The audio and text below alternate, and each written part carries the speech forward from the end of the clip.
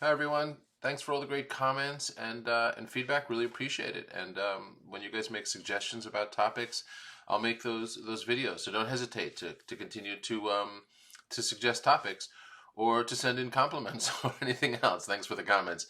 So today we're going to talk a little bit about. I'm going to talk a little bit about briefly sales from your website, how to design it, best practices, and enough so it can be actionable and you can just take this information and run with it if you want to use it. So selling from your website, right? That's something that's possible to do for artists, and websites make it easier than ever today to add on e-commerce in a number of ways. I mean, you can even just use Etsy or any other platform that already exists to sell work. So, but let's say you're selling it from your own website, right?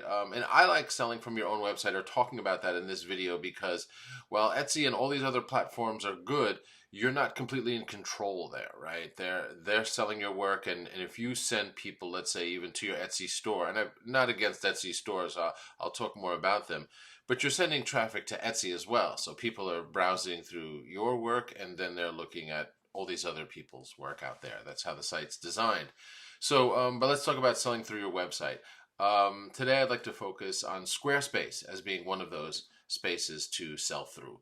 Squarespace is a great website, and so tactics, but you can use WordPress, you can use a variety of things, right?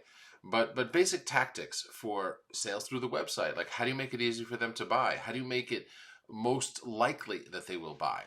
Okay, so there's one main thing, and that's that when anybody comes to your website, the first thing you want is not a sale or even for them to poke around too much. You want their email, right? This is the case with every retailer online everywhere. I'm sure you've noticed you go anywhere, try to even browse, and they want your email so they can tell you more. And if you want to browse, which you do, you'll give them your email.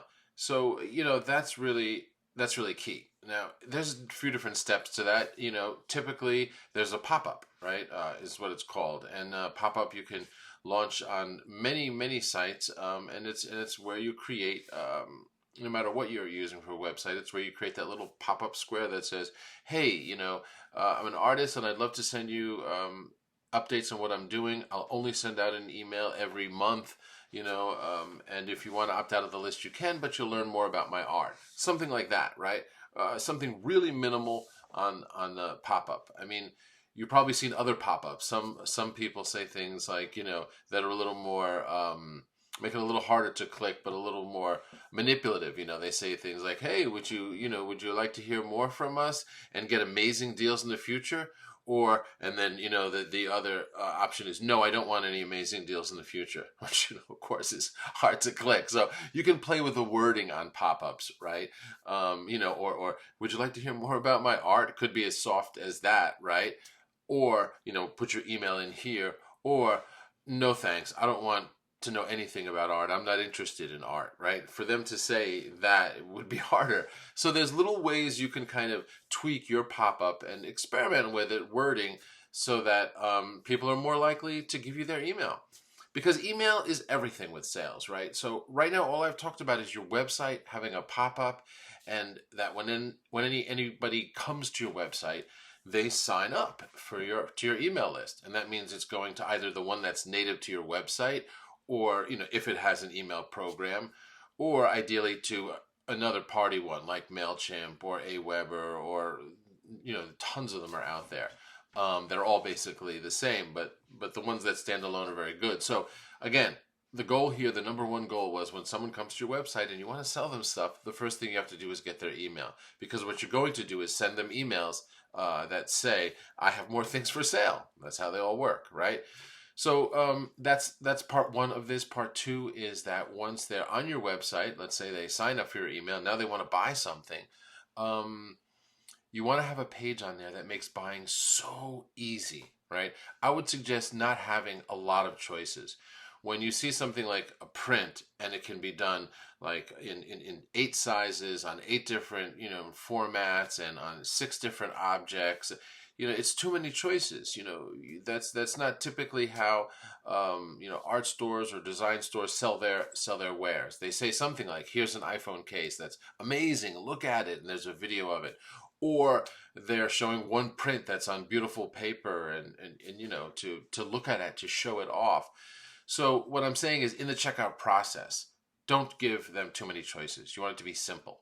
And you want the checkout to be so easy, right? So if you're using something like Squarespace or ShopPay or others, it will become easy. But that is the number two thing, right? Number one thing is get their email as soon as they come to the website. Number two thing is make checkout so easy, it's incredible. Ideally, they don't have to take out their credit card. Ideally, they just do it through Apple Pay or Google Pay or PayPal or their credit card, but make it really easy. You know, that's key. So those are the two tips today to make your website more available for sales, and to those are the two most important things that must be in place. Don't worry about all the navigation on the website, how they find what's for sale. You know, we'll get to that. There should be a shop tab, but first thing is the email, and that's really really important. And the second thing is the checkout should be super super super simple, like one or two clicks. You know, really, and that's all. It's really easy. Those two steps to just focus on and optimize your site for sales. Thanks, guys. Again, don't hesitate to comment or suggest other topics. Appreciate all your comments.